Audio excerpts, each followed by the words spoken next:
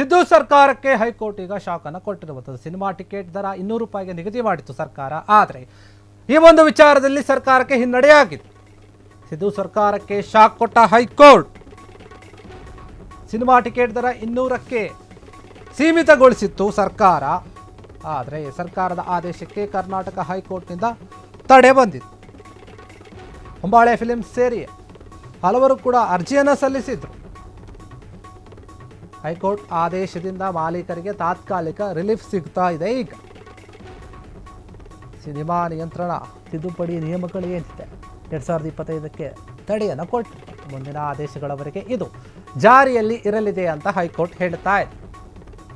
ಕಾಯ್ದಿರಿಸಿದಂತಹ ಆದೇಶವನ್ನು ಪ್ರಕಟಿಸಿದೆ ಈಗ ಹೈಕೋರ್ಟ್. ಏಕಸದಸ್ಯದ ಒಂದು ಪೀಠ ಸಿದ್ದು ಸರ್ಕಾರಕ್ಕೆ ಇದರಿಂದ ಶಾಕ್ ಕೊಟ್ಟಂತೆ ಆಗಿದೆ. ಸರ್ಕಾರ ಸಿನಿಮಾ ಟಿಕೆಟ್ಗಳು ಎಲ್ಲ ಕಡೆ ಕೂಡ 200 ರೂಪಾಯಿ ಇರಬೇಕು ಅಂತ ಹೇಳಿ ಆದೇಶವನ್ನು ಹೊರಡಿಸಿತ್ತು. ಈ ಒಂದು ವಿಚಾರವಾಗಿ ಹೈಕೋರ್ಟ್ ತನ್ನ ನಿಲುವನ್ನು ಆದೇಶವನ್ನು ಈಗ ಕೊಟ್ಟಿರುವಂಥದ್ದು. ಸರ್ಕಾರ ನಿಗದಿ ಮಾಡಿರುವಂತಹ ಒಂದು ಬೆಲೆ ಏನಿದೆ, ನಾರ್ಮಲ್ ಥಿಯೇಟರ್ಗಳಲ್ಲಾಗಿರ್ಬೋದು, ಮಲ್ಟಿಪ್ಲೆಕ್ಸ್ಗಳಲ್ಲಾಗಿರಬಹುದು, ಎಲ್ಲ ಕಡೆ ಕೂಡ ಇನ್ನು ಮುಂದೆ 200 ರೂಪಾಯಿ ಇರುತ್ತೆ ಅಂತ ಹೇಳಿ ಸರ್ಕಾರ ಹೇಳಿತ್ತು, ನಿಗದಿ ಮಾಡಿತ್ತು. ಇದರಿಂದ ನಮಗೆ ಕಷ್ಟ ಆಗುತ್ತೆ, ನಮ್ಮ ಒಂದು ವ್ಯಾಪಾರ ಲಾಸ್ ಆಗುತ್ತೆ ಅನ್ನೋ ರೀತಿಯಲ್ಲಿ ಮಾಲೀಕರಲ್ಲಿ ಯಾರಿದ್ರು ಅವರು ಮೊರೆ ಹೋಗಿದ್ದು, ಕೋರ್ಟ್ನ ಮೊರೆ ಹೋಗಿದ್ರು ಈ ಒಂದು ವಿಚಾರದಲ್ಲಿ. ಹೊಂಬಾಳೆ ಫಿಲಿಮ್ಸ್ ಸೇರಿ ಅನೇಕ ಒಂದು ಚಿತ್ರಮಂದಿರದ ಮಾಲೀಕರೇನಿದ್ರು ಅವರು ಅರ್ಜಿಯನ್ನು ಸಲ್ಲಿಸಿದ್ರು. ಅದರ ಪ್ರಕಾರ ಈಗ ಹೈಕೋರ್ಟ್ ತನ್ನ ತೀರ್ಪನ್ನು ನೀಡಿದೆ.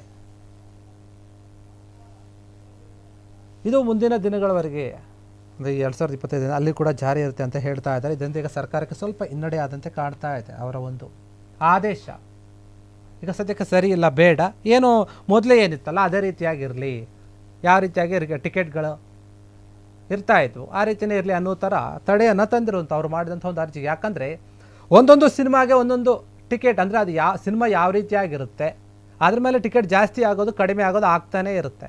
ಆನ್ಲೈನಲ್ಲಿ ಬುಕ್ಕಿಂಗ್ ಮಾಡೋದಾಗಿರ್ಬೋದು ಅಥವಾ ಡೈರೆಕ್ಟಾಗಿ ನಾವು ಹೋಗಿ ಟಿಕೆಟ್ ತೊಗೊಂಡಾಗ ಅಲ್ಲಿ ಆಗಿಬಿರ್ಬೋದು. ಆ ಒಂದು ಚಿತ್ರಮಂದಿರದಲ್ಲಿ ಅವರು ಎಷ್ಟು ಬೆಲೆಯನ್ನು ನಿಗದಿ ಮಾಡಿರ್ತಾರೆ ಅಷ್ಟಿರುತ್ತೆ.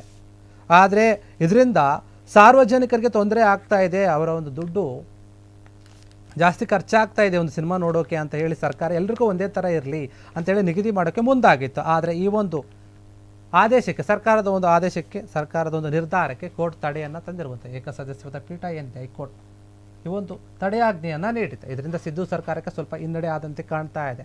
ಇಷ್ಟು ದಿನ ಹೇಗಿತ್ತು ಅದೇ ರೀತಿಯಾಗಿ ಟಿಕೆಟ್ ದರಗಳು ನಡ್ಕೊಂಡು ಬರುತ್ತೆ ಅಂತ ಕೋರ್ಟ್ ಹೇಳಿದಂತೆ ಕಾಣ್ತಾ ಇದೆ. ಇದು ಸರ್ಕಾರ ಏನಿದೆ ಅದು ಒಂದೇ ಥಿಯೇಟರ್ಗಳಲ್ಲಿ ಎಲ್ಲ ಒಂದು ಕಡೆಯೂ ಕೂಡ ಒಂದೇ ರೀತಿಯಾದ ದರ ಇಲ್ಲ ಸದ್ಯಕ್ಕೆ. ಇದಕ್ಕೆ ತಡೆಯನ್ನು ತಂದಿರುವಂಥದ್ದು ಕೋರ್ಟ್. ಕ್ಷಣ ಕ್ಷಣದ ಸುದ್ದಿಗಳಿಗಾಗಿ ಫ್ರೀಡಂ ಟಿವಿ ಸಬ್ಸ್ಕ್ರೈಬ್ ಮಾಡಿ, ಲೈಕ್ ಮಾಡಿ ಹಾಗೂ ಫಾಲೋ ಮಾಡಿ. ಹೊಸ ಸುದ್ದಿಗಳ ನೋಟಿಫಿಕೇಶನ್ಗಾಗಿ ಬೆಲ್ ಐಕಾನ್ ಮೇಲೆ ಕ್ಲಿಕ್ ಮಾಡಿ.